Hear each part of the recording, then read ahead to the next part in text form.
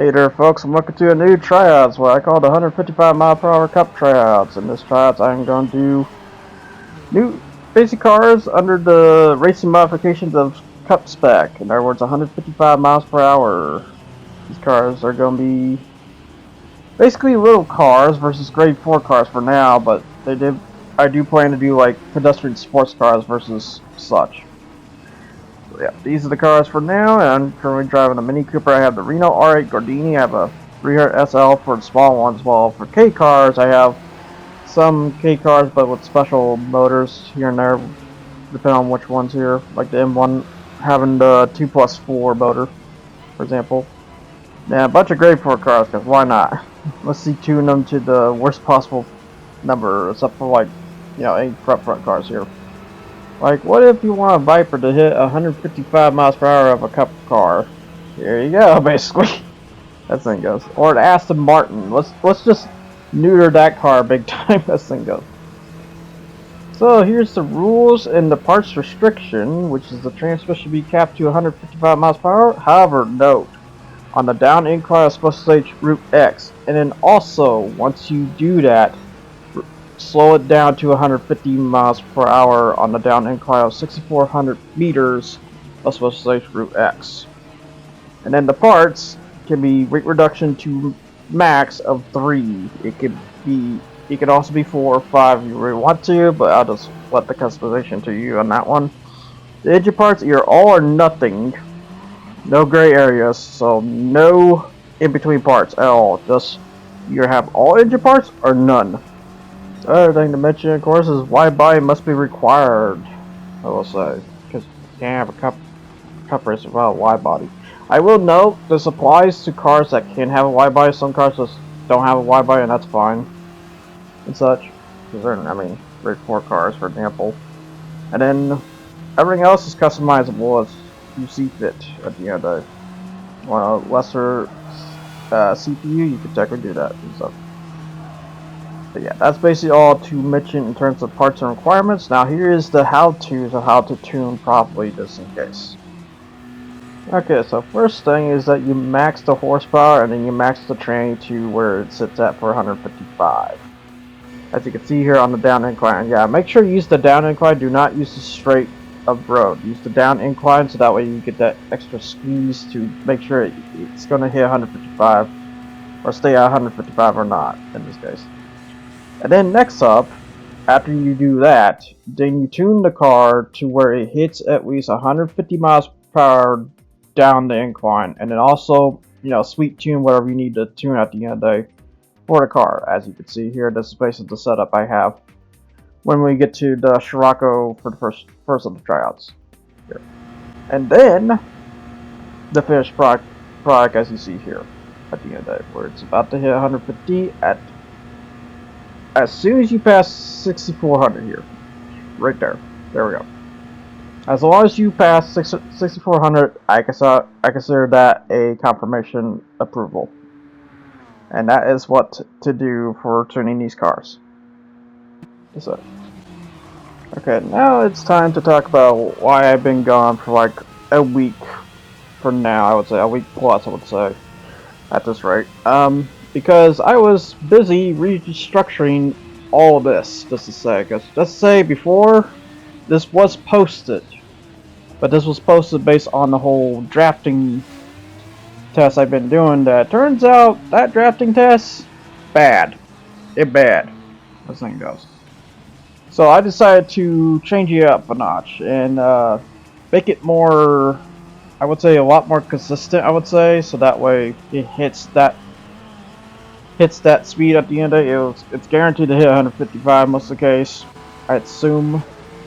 Although might be a bit less. I don't know. It's really hard to say at the end of the day.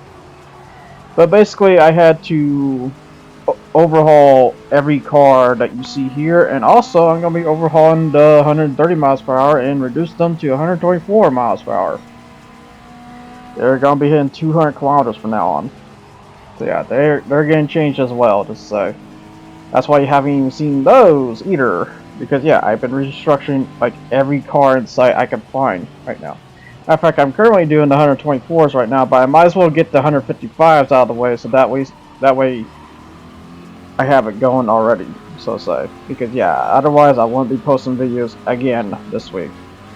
So you'll be seeing the first candidate for the 155 miles per hour tryouts, and it'll be once again the Volkswagen Scirocco that I posted even before, but I also deleted it at the end of the day because I realized how much of a fault that test is at the end of the day. So yeah, here I am restructuring once again, as the thing goes. It happens. It happens when you realize like how faulty some of your tests can be sometimes. I mean, I assume this is technically not much any better, but it's gotta be at least a lot better than that test at least. Cause yeah, I was going full drafting just to say, and I come to realize that's not a good thing to do. You want to do like half drafting and you want to do half straight speed, it turns out. So yeah, you now will see these cars will hit a lot higher in the horsepower range, which is good and bad because it kills some opponents too. Because just say I had like the two Daihatsu Copans, and now they don't really have a spot in this list now because how slow they are at the end of the day. Until they get either an engine swap or something else in mind. But for now, the Copan RJ and the Daihatsu Copan too slow. And then some cars had to get engine swaps to stay good at the end of the day. And then grade 4 cars, they got technically faster as a result too on top of it. So they might be, in terms of competition, better, I would say. But we'll see on that measure at the end of the day. The gears are also tighter too, so it might be a bit stiffer competition at the end of the day. And such, but yeah, overall I had to increase the horsepower, I had to tighten the gears a bit more just to get the potential I see at the end of the day. And I think I hit the nail at this point in terms of what I want, which is a tightened gear car, well, somewhat tightened gear car that hits a reasonable number, which in this case 150. I will admit that 150 is pretty tight. I sometimes wonder if I should do 145, but it is what it is at this point. I'm gonna accept it as it is at this freaking point, honestly. So yeah, so basically I now drive the Mini Cooper S as some of the K cars got replaced. Concerning the Daihatsu Copan's one, the Daihatsu Copan RJ is another.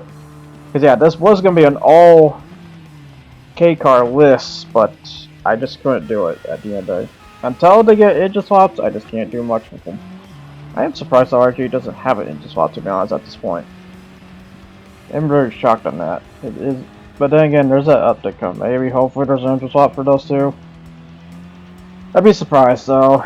It doesn't look like it pleasing for that next set of car list, anyways. But yeah, anyways, this is basically the 155 mile per hour tryouts, and I will be redoing the 124 miles per hour tryout too. Well, technically 130, but it's 124 now. Yeah, we're just gonna hit straight at that 200 kilometer. I'm not even gonna mess around anymore on that one. That's like I also had to redo the sports cars too. I already redid them too, so they're good. So that way we have opponents for the grade 4 cars when I get to the endurance racing for those cars. I will note I'm still gonna show the pedestrian cars one more time, and I will note those pedestrian cars are not under the new build yet. They are still under the old build, as the thing goes.